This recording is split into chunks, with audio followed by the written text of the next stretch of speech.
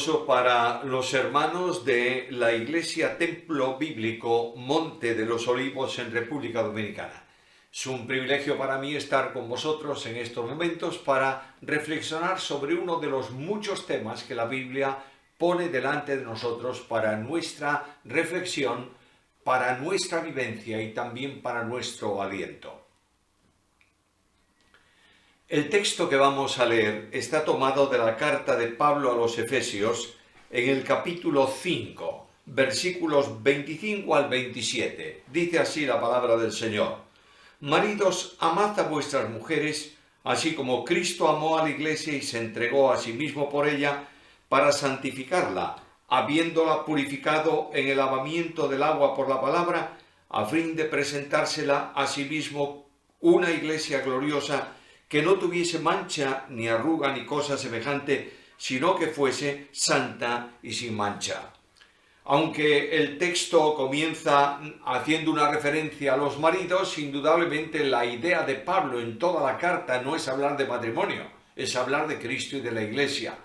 Y ha usado la figura, el símbolo del matrimonio para que hubiese una ilustración fácil de las verdades que él ha dicho en relación con la comunión, con la vida, con la esperanza de Cristo y de la Iglesia, o de la Iglesia y de Cristo, si lo preferís mejor.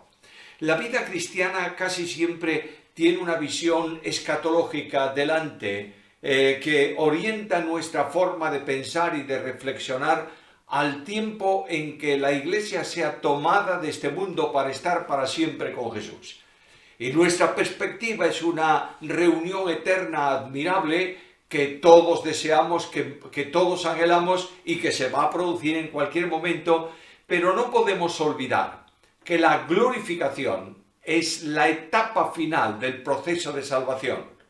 No podemos entender el versículo que habla de una iglesia gloriosa sin mancha ni arruga si no comenzamos por el origen de lo que es en sí la formación del pueblo de Dios, la Iglesia de Jesucristo, que comienza con la obra de salvación, sigue con la obra de santificación y concluye con la obra de glorificación. Permitidme pues tomar primeramente como introducción a este asunto, a este tema, tomar primeramente el inicio, el origen, el arranque de nuestra esperanza que descansa en la obra de salvación. Hay tres cosas, por tanto, que debemos ver. Primeramente, la liberación. En segundo lugar, debemos hablar de conducción. Y finalmente, del término o la esperanza cumplida. Primeramente, pues, la liberación. La salvación es un proceso que Dios determinó y estableció en la eternidad. Antes de que el mundo fuese creado, Dios determinó salvar al pecador. Y la Biblia lo dice en muchos lugares, pero hay un texto muy conocido de la carta primera de Pedro, capítulo 1, versículos 18 al 20, en donde leemos de esta manera: sabiendo que habéis sido rescatados de vuestra vana manera de vivir, la cual recibisteis de vuestros padres, no con cosas corruptibles como oro o plata, sino con la sangre preciosa de Cristo, como de un cordero, sin mancha y sin contaminación. Ahora, notad esto: ya destinado desde antes de la fundación del mundo. Por tanto, la primera manifestación de la exteriorización de Dios, cuando sale de sí mismo, de su intimidad, y va a crear todo cuanto existe, la primera manifestación es una manifestación de gracia, en la cual Dios determina salvar al pecador. Lo digo con una frase que utilizo muy a menudo, pero que creo que resume bien este asunto, y es que antes de que Dios dijese sea la luz, Dios dijo sea la cruz. Después de esto, Dios crea el universo, los ángeles y los hombres. Y el hombre peca y cae por consiguiente en una experiencia traumática en relación con Dios, en relación con sus semejantes y en relación con él mismo. La naturaleza pecaminosa viene a formar parte de la experiencia de vida cotidiana del hombre. De otra manera, el hombre desobedece porque es desobediente, es decir, por condición. voy a aclararlo, a decirlo mejor, no es desobediente porque desobedece, sino que no le queda otra opción que desobedecer, porque su naturaleza es orientada permanentemente al mal.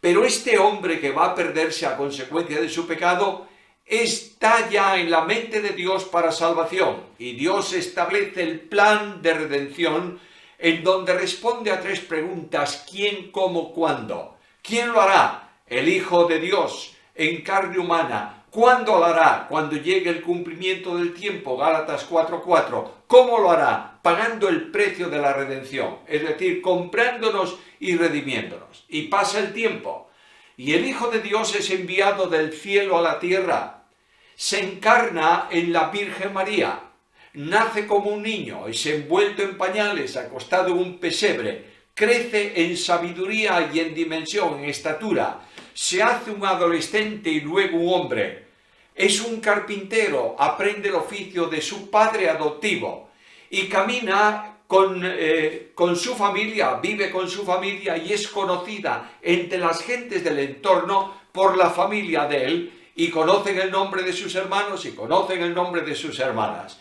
Este Jesús, el Hijo de Dios, comienza un ministerio en la tierra luego de su bautismo. Y el Hijo de Dios viene al mundo predicando el Evangelio del Reino, es decir, el Evangelio de salvación, el Evangelio que predicaba Juan el Bautista. Quiero recordaros que hay muchos que dicen que el Evangelio de Juan no es el Evangelio de la gracia, es el Evangelio del Reino. ¿Sabéis cuál es el Evangelio de Juan? Primer punto del Evangelio de Juan: arrepentíos porque el reino de los cielos se ha acercado. Segundo punto: he aquí el Cordero de Dios que quita el pecado del mundo. Ese es el Evangelio de la gracia, porque nadie entra al reino si no es salvo por gracia mediante la fe. Y este Jesucristo, el Señor, durante su ministerio realiza prodigios y señales, se manifiesta como el Hijo de Dios encarnado, como el Mesías esperado, y de pronto su ministerio concluye. No porque no puede evitarlo, sino porque está determinado. Al Padre le place dar a su Hijo en propiciación por nuestros pecados, y la profecía dice que cargó sobre él el pecado de todos nosotros. Y Cristo va a la cruz. Todo esto lo sabéis de sobra. Estoy simplemente haciendo una panorámica. Y en esa cruz Cristo experimenta la muerte física y espiritual por nosotros. Y es abandonado del Padre, rechazado, puesto en la condición de un maldito. Aunque Él es bendito y santísimo, el pecado no le afecta. Es tratado como maldición. Y Pablo dice que al que no conoció pecado, por nosotros lo hizo pecado, en el sentido de sacrificio expiatorio por el pecado. Y el Hijo de Dios que muere en la cruz, no muere solo en favor de los hombres, sino ocupando el lugar del pecador. De manera que Él me sustituye a mí que he creído y a ti que has creído, me sustituye, nos sustituye plenariamente delante de Dios y extingue la pena del pecado que como pecadores gravitaba sobre nosotros. De otra manera, Cristo fue cargado con mi pecado para que yo sea cargado con su bendición. Y voy a la carta a los Romanos en el capítulo 5, versículo 1, y entiendo la admirable gracia en aquellas palabras del apóstol, cuando dice que justificados por la fe tenemos paz para con Dios por medio de nuestro Señor Jesucristo. Y me pregunto: Señor, tú has perdonado mi pecado, gracias por eso, pero ¿de qué manera voy a tener yo la seguridad de que este pecado no va a gravitar más adelante sobre mí?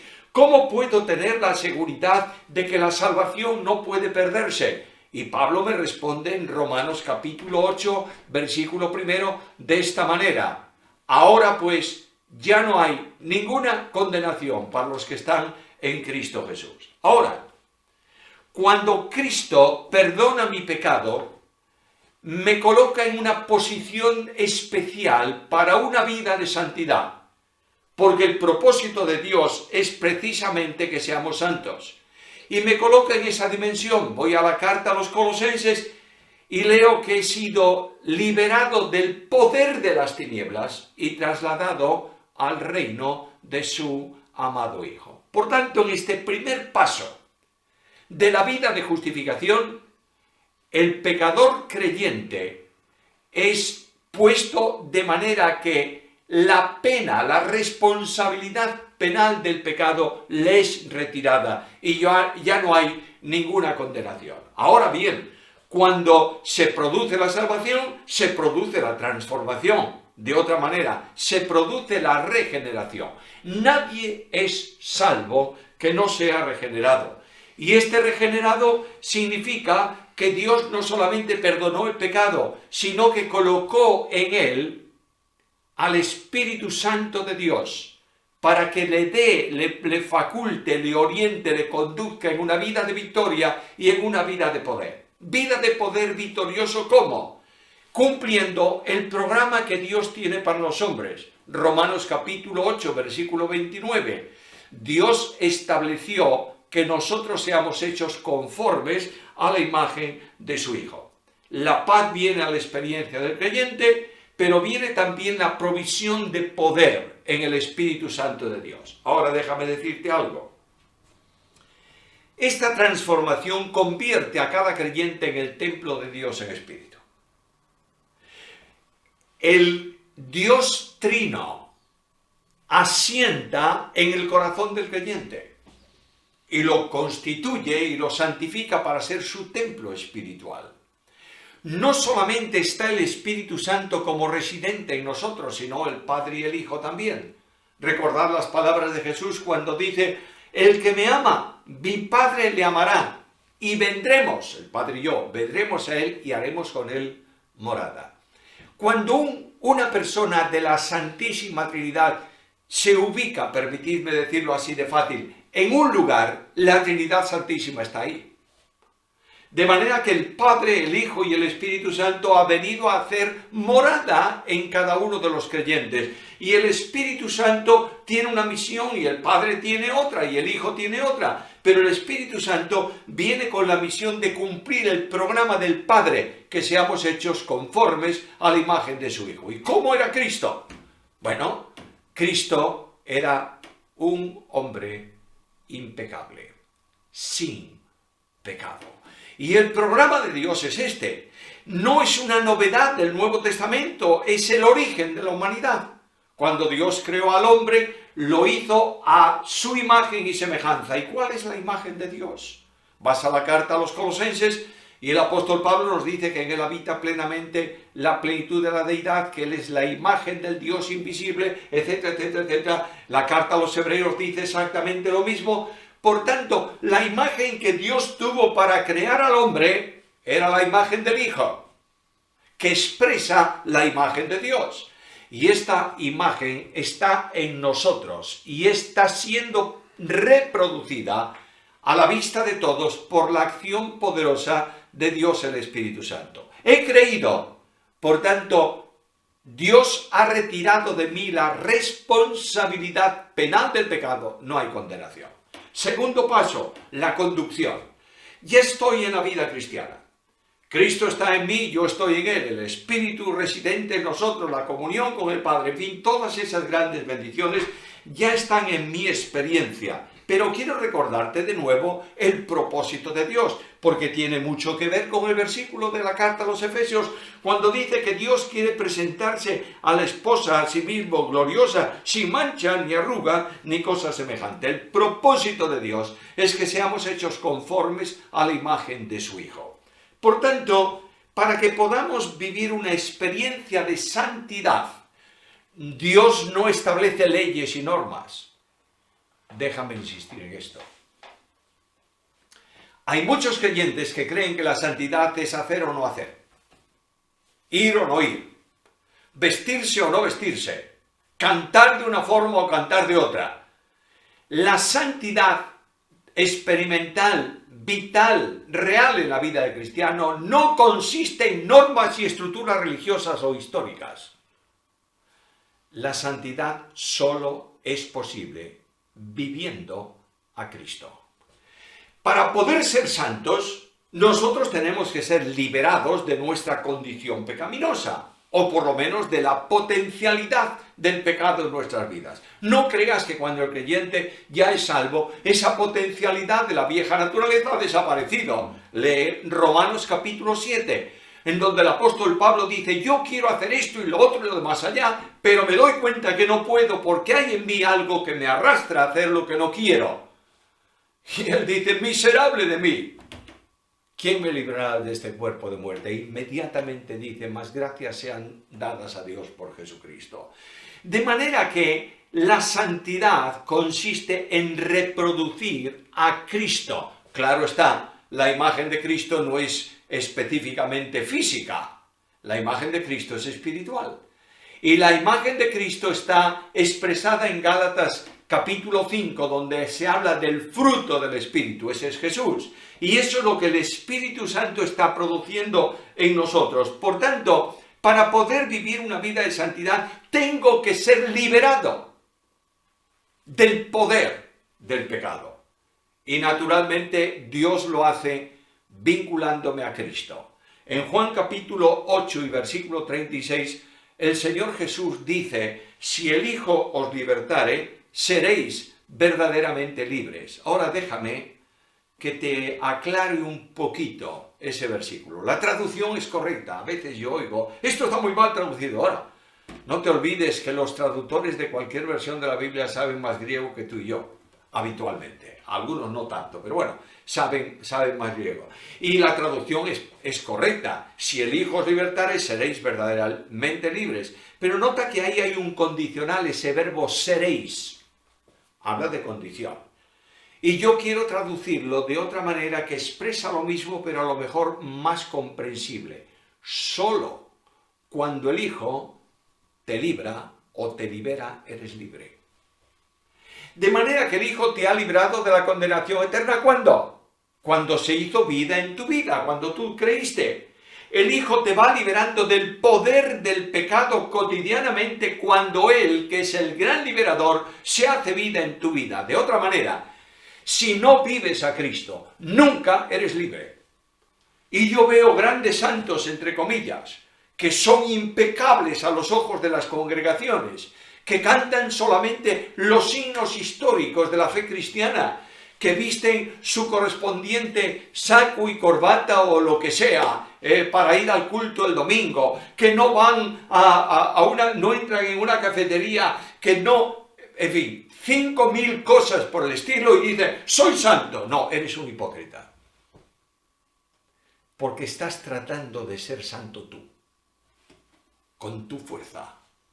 Y el nivel de santidad lo da Cristo.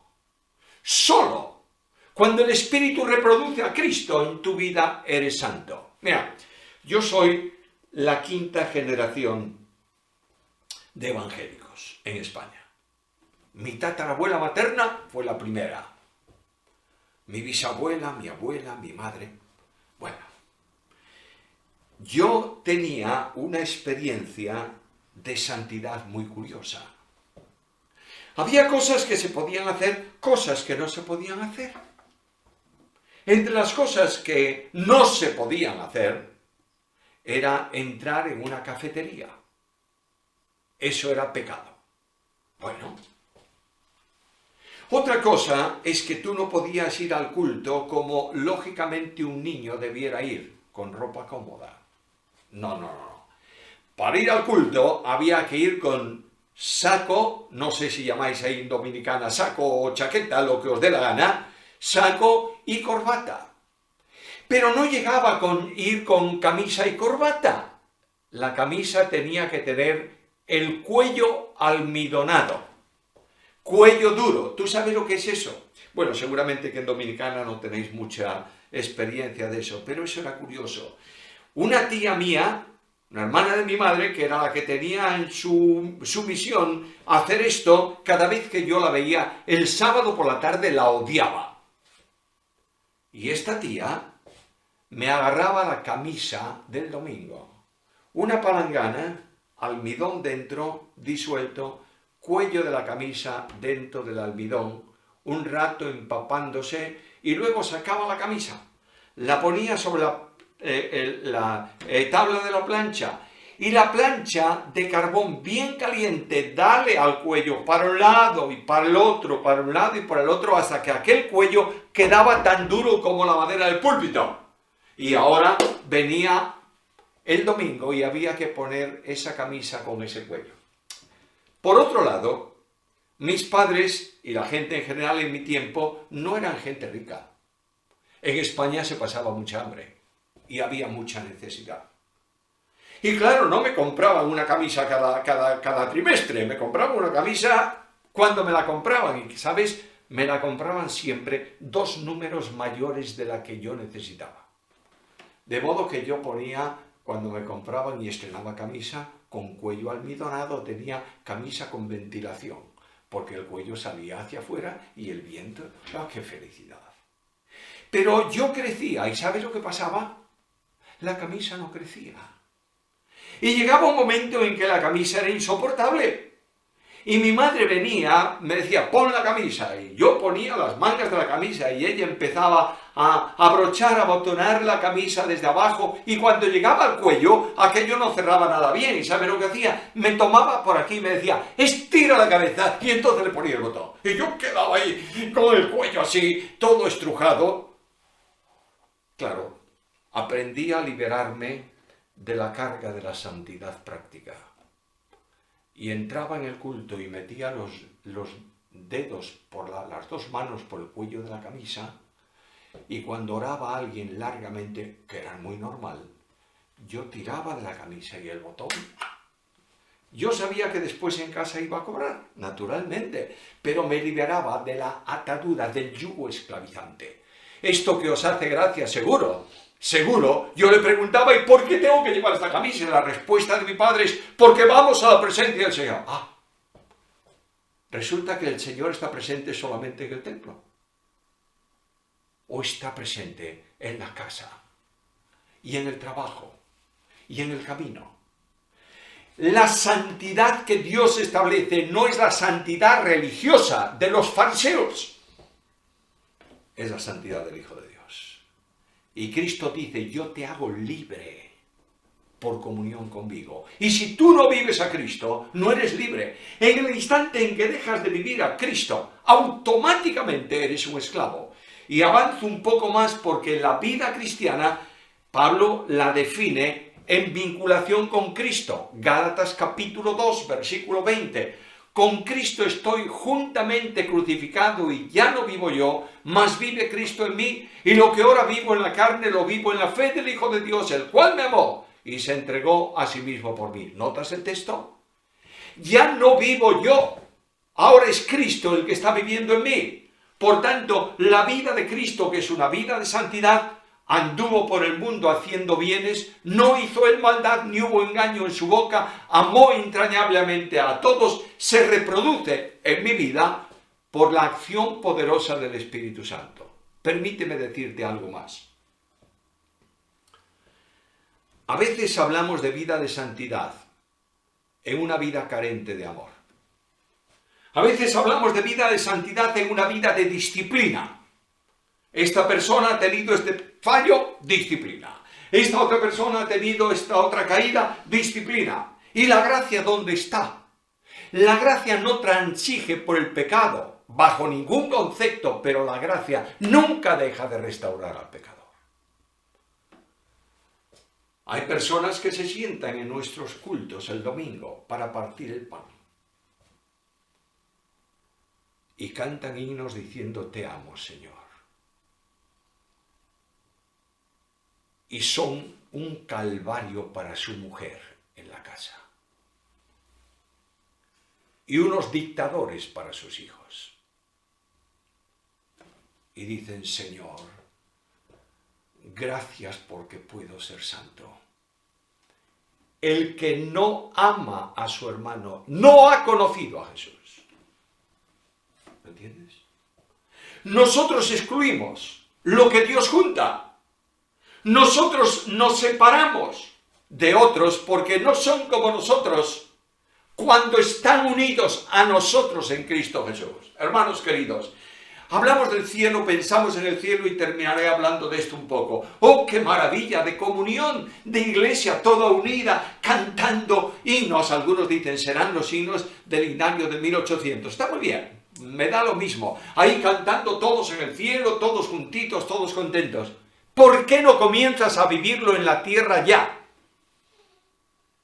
Manteniendo comunión con tus hermanos, amando a tus hermanos, orando por tus hermanos, sintiendo la magnífica realidad de la comunión cristiana en la tierra, que será la comunión establecida en los cielos.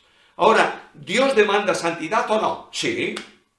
Déjame recordarte otro texto, porque si tengo Biblia, ¿para qué voy a hablar yo? La Biblia me dice en la carta a los Filipenses, capítulo 2, versículos 12 y 13, lo siguiente. Leemos Filipenses capítulo 2, versículos 12 y 13. Por tanto, amados míos, como siempre habéis obedecido, no como en mi presencia solamente, sino mucho más ahora en mi ausencia, ocupaos en vuestra salvación con temor y temblor. Y claro está, es un texto tan predicado y siempre se predica esa parte del texto. Ocupaos de vuestra salvación. Y ahora viene toda la normativa de lo que algunos entienden por ocuparse de la salvación. Por supuesto no está hablando de ocuparte de que tú seas salvo. Dios te salva. Creíste, eres salvo. Está refiriéndose a la vida de salvación en el tiempo de la santificación, en el segundo nivel. El primero justificación, el segundo santificación. Y ocúpate de esto. Bueno, está bien. Pero yo no puedo vencer siempre las situaciones adversas que me rodean. No siempre estoy liberado de problemas de tentación. No siempre estoy libre de que mi propia concupiscencia me seduce y me atrae. Porque el texto no termina ahí. Si solamente dijese Pablo, ocupaos de vuestra santificación, de vuestra salvación, con temor y temblor, seríamos unos desgraciados. Pero Pablo dice, porque Dios es el que en vosotros produce así el querer como el hacer por su buena voluntad. Dios dice, sé santo, ocúpate de la santificación, vive la santificación. Y tú dices, Señor, ¿y cómo? No te preocupes. Yo voy a producir en ti dos cosas. Primero, el querer. Nunca serás santo si no quieres ser santo. Primeramente, el querer. Y luego, el poder para llevarlo a cabo por la buena voluntad de Dios. De otra manera, el Espíritu Santo genera en ti el deseo de ser santo como Cristo fue santo. Y el Espíritu Santo te da el poder para vencer sobre los lazos del pecado y del engaño. Y poder vivir una vida de compromiso, de santidad, delante de Dios y delante de los hombres. No eres santo solo delante de Dios, ni eres santo solo delante de los hombres. Lo que tú eres delante de Dios y delante de los hombres. El Espíritu Santo te da el poder. El Espíritu Santo produce en tu vida varios efectos para que puedas vivir una vida de santidad. El Señor Jesús oró a su Padre Juan 17 y dice, santifícalos en tu verdad. Tu palabra es la verdad. Luego el Espíritu Santo genera en tu vida el deseo de acercarte a la Biblia, de estudiar la Biblia, de leer la Biblia, de predicar la Biblia. Yo quiero preguntarte si en tu iglesia donde estás, en las iglesias que tú conoces, estás recibiendo permanentemente mensaje bíblico. Ah, sí. En mi iglesia se predica solo la Biblia. Muy bien, ¿me permites otra pregunta? ¿Toda la Biblia? ¿O una parte de la Biblia? Somos muy selectivos los creyentes. Nosotros decimos, bueno, vamos a ver, libro de Génesis, son historias muy lindas. Por tanto, libro de Génesis, todo libro de Génesis, vamos a predicarlo. Hay cosas un poco extrañas por ahí, como el capítulo 6, que lo vamos a pasar muy por encima, pero bueno, libro de Génesis, bien, libro de Éxodo, libro del Éxodo más o menos, seleccionamos algo, libro de Levítico, Levítico nada, porque ya no estamos bajo la ley, sino bajo la gracia. ¡Oh, qué tremendo error! Si tú no conoces Levítico, nunca entenderás Hebreos. Y si tú crees que toda la Biblia es inspirada por Dios, ¿por qué no predicas toda la Biblia? ¿Cuántas veces has escuchado un mensaje sistemático sobre la profecía de Nahum? ¿Y cuántas veces oíste una exposición del Cantar de los Cantares no alegórica, sino real? ¿Cuántas veces te han predicado sobre Eclesiastés? ¿Cuánto sabes de la profecía de Abdías o de Malaquías? Más bien parecen nombres de enfermedades que libros de la Biblia. Y claro está, si tú no predicas la Biblia, no digas que crees en la inspiración plenaria de la Biblia. La Biblia, tomada por el Espíritu Santo, produce un cambio transformador en la vida del creyente. Es más, todos desearíamos iglesias avivadas por el poder de Dios, ¿verdad? ¿Cuántas veces se ha orado por el gran avivamiento de las iglesias de Cristo aquí en la tierra, de las iglesias sanas en la Biblia, de la iglesia en general, no importa cuál sea? Se ha orado por el avivamiento. Quiero decirte, con la autoridad de la Biblia, que el avivamiento no se va a producir solo por oración, ni solo por el poder del Espíritu Santo. El avivamiento se produce cuando el Espíritu Santo aplica la Biblia a la vida de los creyentes. Y esa Biblia aplicada por el Espíritu Santo toca las fibras del interior y produce el querer. Y el Espíritu te da la capacidad para el hacer conforme a la voluntad de Dios. Ahora, cuando esto se produce, indudablemente, va a ocurrir algo. ¿Sabes qué es? Primera carta de Pedro, capítulo 1, versículos 14 al 16. Sed santos en toda vuestra manera de vivir, porque está escrito: sed santos, porque yo soy santo. No sé si os habéis dado cuenta de algo, pero paréntesis aquí. Estaba viendo el reloj para terminar mi mensaje en tiempo correcto y ¿sabes una cosa?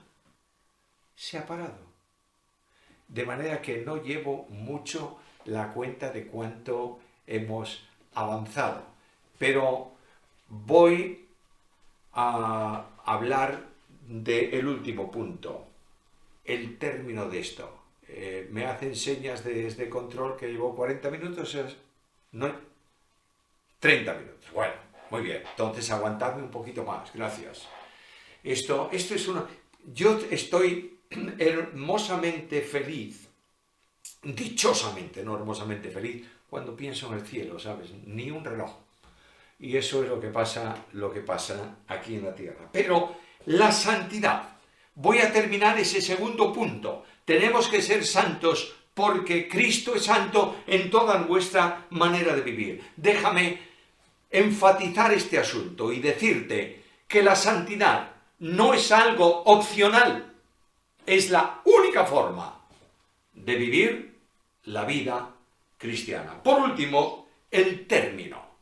A ese versículo de Efesios dice que Dios va a presentarse a sí mismo, la iglesia gloriosa, que no tiene mancha, no tendrá mancha, ni arruga, ni cosa semejante.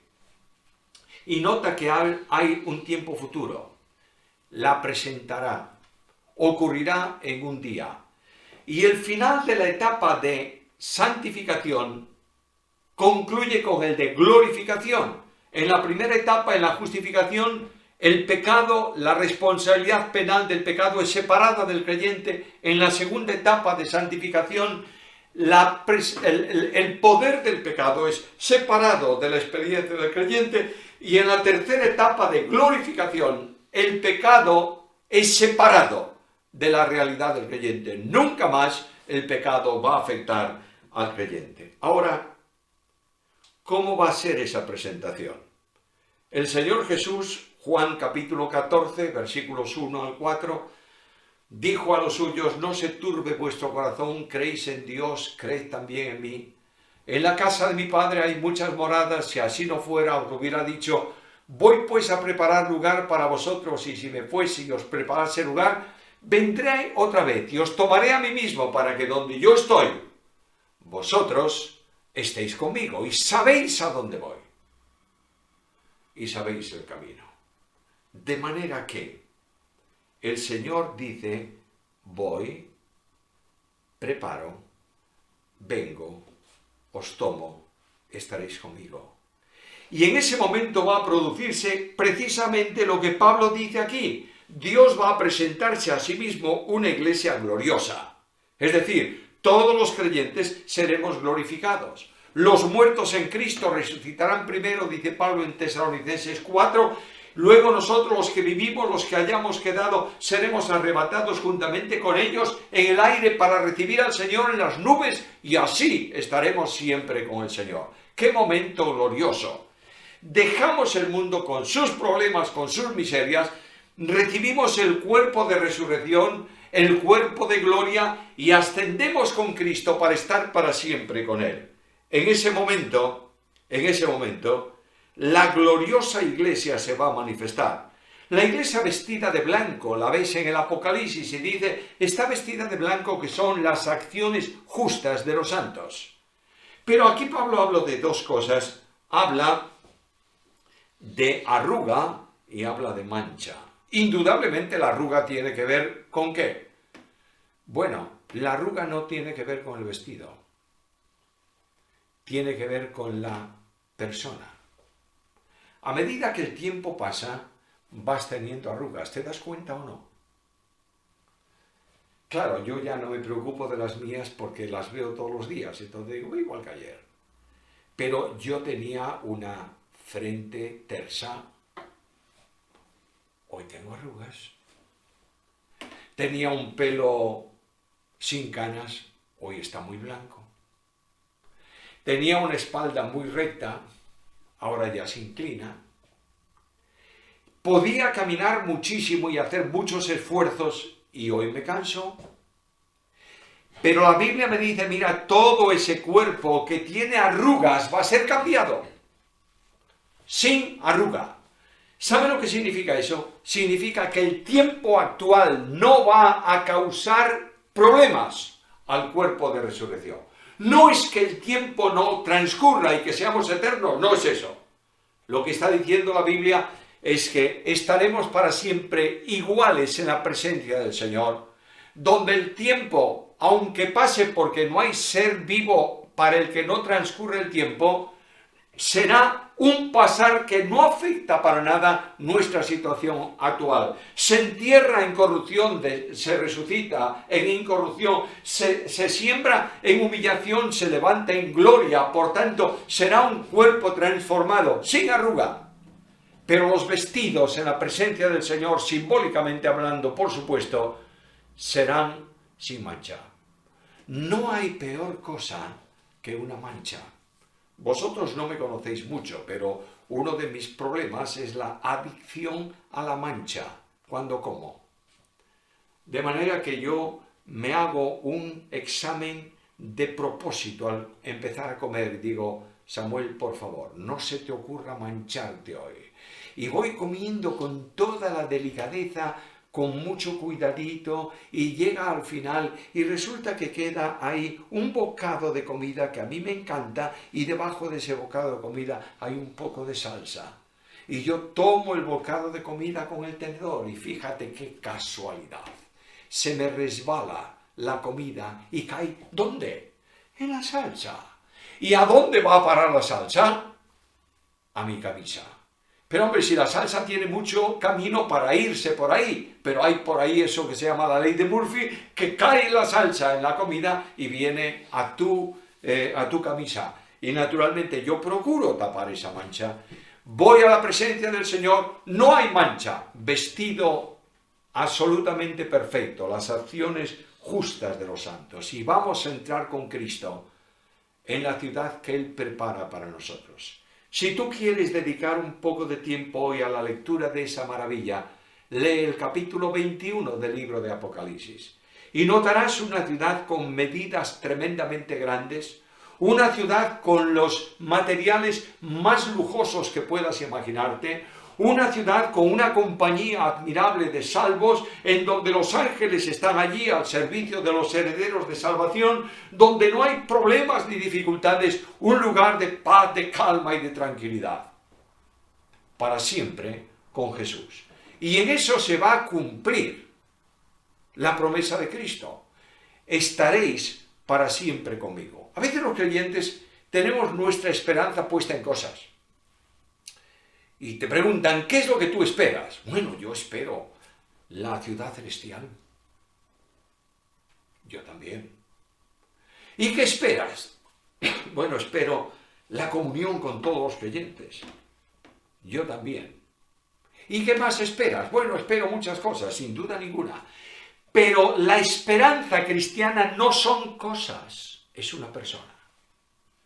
Cristo es en vosotros esperanza de gloria.